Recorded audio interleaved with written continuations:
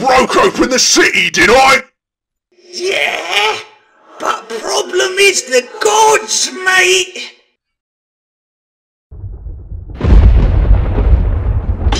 Warhammer Library!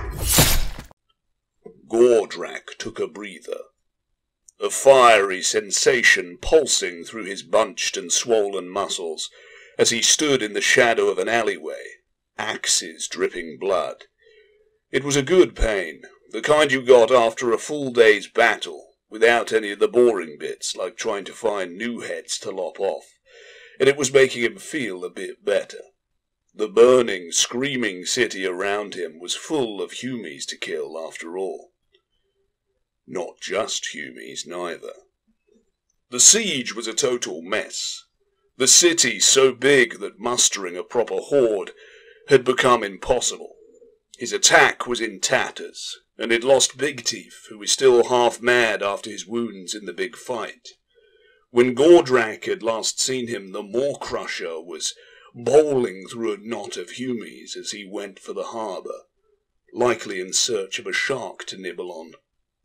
The war had started well, a thunderous landslide of greenskin muscle that had kept more or less intact all the way to Donce.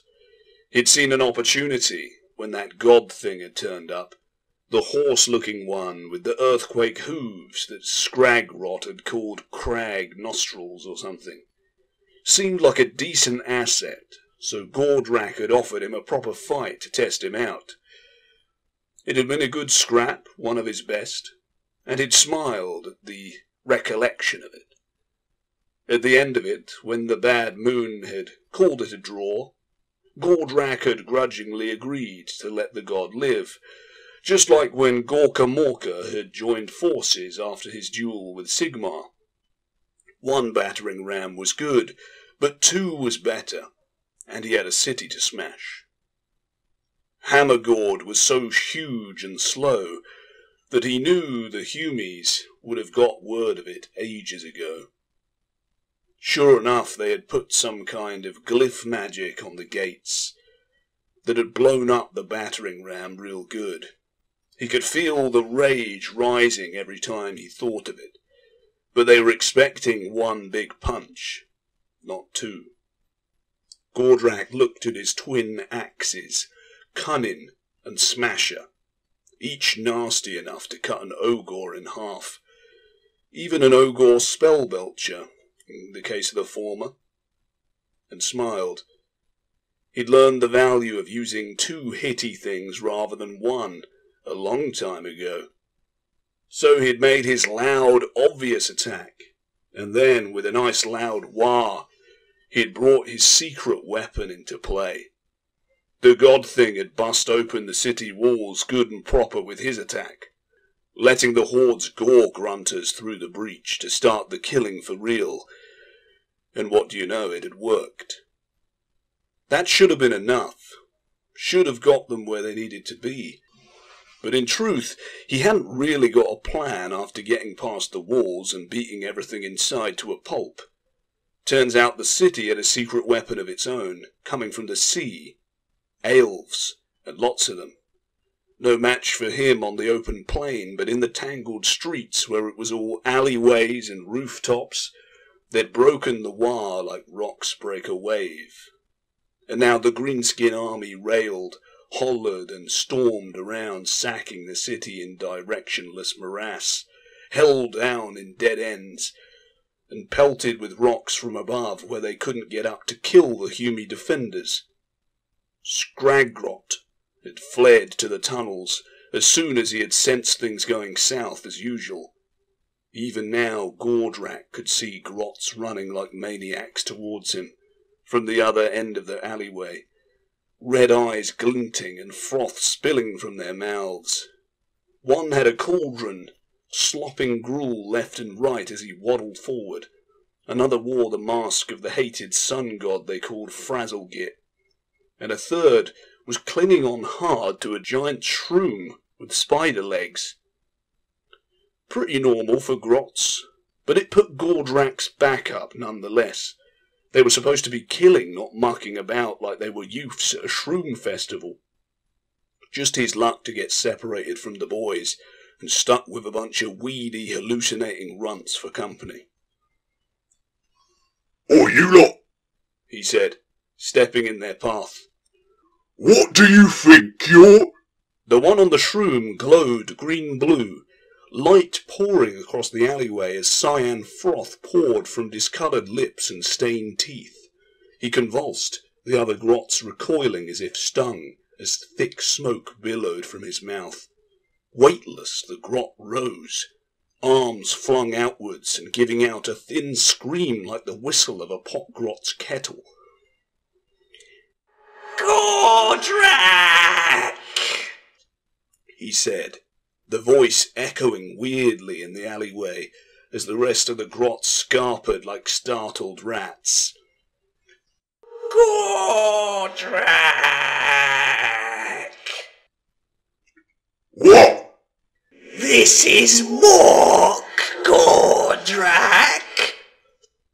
You done it all wrong, Gordrakk! The fist of Gork tipped his head to one side, lips curling, but his axes stayed put for the moment. "Oh, yeah?" Yeah! Said the Mork grot. You should have got them other artifacts! "Not these things again. Growled Gordrakk. I broke open the city, did I?" Yeah, but problem is the gods, mate! Said the Mork grot, flailing his arms wide as its eyes span. You got the snake one and the big frog lad. He ain't a god, but he's close.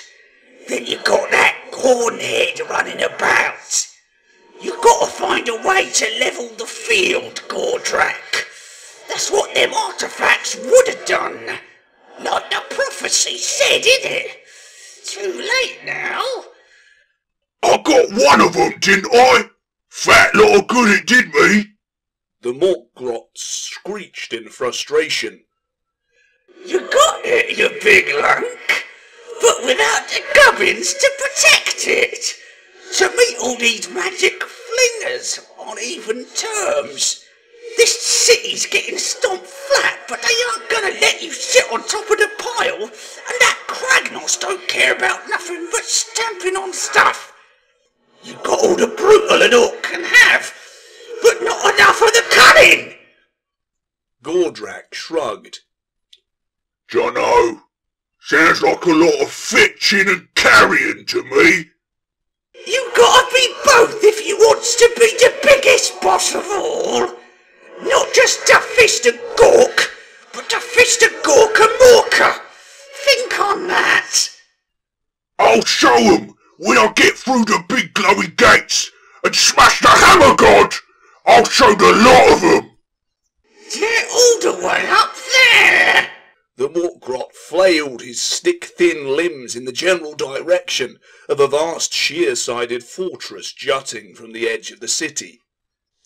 And protected by hundreds of them storm gits, with them lizards and all. Now you got impatient like usual, and you blew it. You gotta go a different way now. "I'm the biggest and the fiercest. I can take 'em."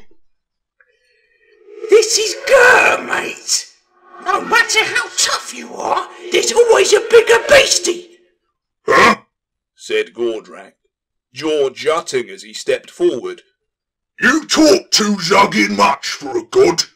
You ain't no Mork." Yeah, I am too. Squeaked the Mork grot. I am him. Gordrakk ripped cunning round hard, the edge catching the hovering grot in the neck so hard its head popped off like a cork. As the decapitated body fell to the ground, a ghastly distorted figure with a giant mushroom for a boss hat and a sharp metal nose shimmered purple in a cloud of spores for a moment. Snazzgar Stinkmullet, or rather his spirit. Somehow he'd taken over the mewling grot through some disgusting shroom magic. Gordrakk caught the gurning spirit with Smasher's backswing, the enchanted axe tearing the apparition into shatters of dissipating ectoplasm and spore smoke. He spat on the ruined corpse, bleeding out before him. Some gits you gotta kill twice. That he was right. Gordrakk span around, temper flashing hot. Behind him was a bone splitter, hulking and near naked, his chest painted with squig-stained spirals and four-legged glyphs of the earthquake god. His posture was bent, as if he was used to carrying heavy armour, and his physique was far bulkier than your average spirit chaser. By Gordrakk's reckoning he'd have been an Ironjaw not long ago, and by his scars he was one that had taken a right clobbering at that. Oi, Gordrakk! Came a distant orc voice. Get back here! We found some more! The newcomer ignored him. This one had glowing eyes too, but they were green. And as they bored into Gordrakk's own, something about them made his soul roar loud. Find a new path! Intoned the bone splitter, his voice so deep and rumbly that it shook mortar from the alley's walls. Find the gate you lost, then find yourself the mouth of Mork. 2 heads is better than 1, Gordrakk. I should know. You know what? Said the orc warlord, looking up at the sky already lit by the light of a new dawn as the bone splitter shuffled off. I might just do that. Thanks, Gork. He hefted his axes, sniffed for the salt tang of the sea, and made off for the carnage at the harbour.